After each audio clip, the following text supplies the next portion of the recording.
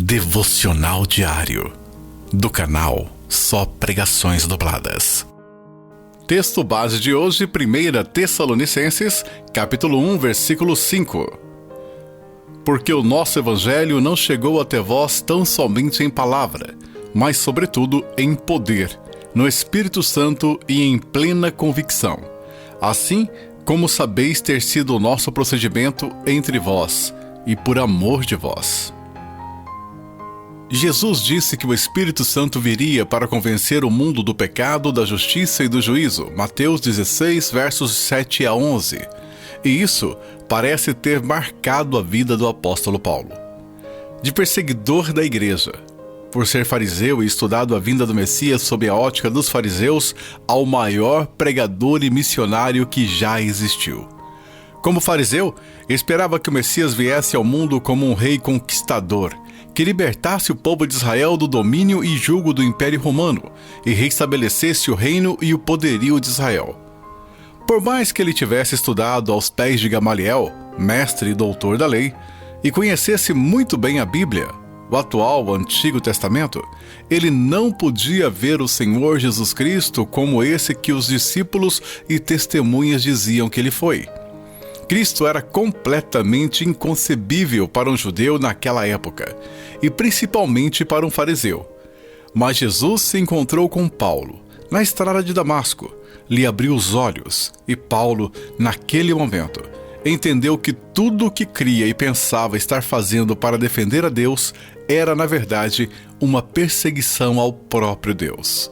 Para um gentio, ainda mais com a forma grega de pensar, era ainda mais difícil crer que Jesus pudesse ter feito os milagres que fez, ser quem disse que era, e ter morrido e ressuscitado ao terceiro dia. Com tudo isso em mente, Paulo sabe que mesmo com todo o conhecimento da lei e no Evangelho, se não fosse a obra poderosa de Deus na vida dele e na transformação dos corações dos irmãos de Tessalônica, nada disso seria possível. Ele sabe que não era por sua eloquência, por seu conhecimento ou por seu pedigree de Hebreus, conforme Filipenses 3:5.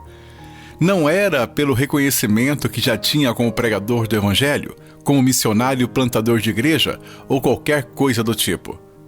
Todo o sucesso de sua empreitada em Tessalônica foi único e exclusivamente devido à graça de Deus, tanto o capacitando para pregar, quanto transformando sua vida para que ele fosse exemplo para eles, e na plena convicção que causou no coração dos irmãos de Tessalônica ao ouvir o Evangelho. Da eleição até as nossas obras, podemos ver o agir de Deus. Podemos nos confiar nessa verdade e pregar e viver com firmeza e convicção do Evangelho, pois o Evangelho é o poder de Deus para a salvação. Romanos 1,16. Não precisamos temer ou achar que Deus não está conosco em nossa pregação se somos, como os irmãos de Tessalônicas, imitadores de Cristo. Cabe ao Espírito Santo e unicamente a Ele convencer o ímpio do pecado, da justiça e do juízo. Por isso, precisamos apenas entregar a mensagem com amor e de maneira correta, e principalmente viver o que pregamos, sendo exemplo para aqueles que vão ouvir nossa pregação e não desonrar o nome do nosso Senhor Jesus Cristo. Oremos. Senhor Deus, que privilégio é fazer parte do seu reino aqui nessa terra. Sabemos que o Senhor escolheu a pregação do seu Evangelho como meio para que a salvação pudesse alcançar seus eleitos, e é por isso que pedimos que o Senhor nos capacite a poder explicar sua palavra.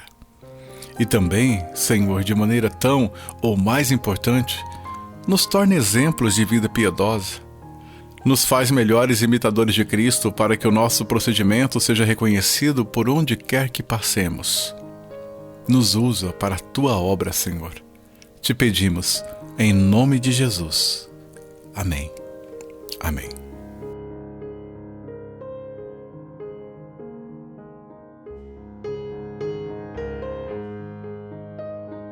Muito obrigado por nos ouvir até aqui.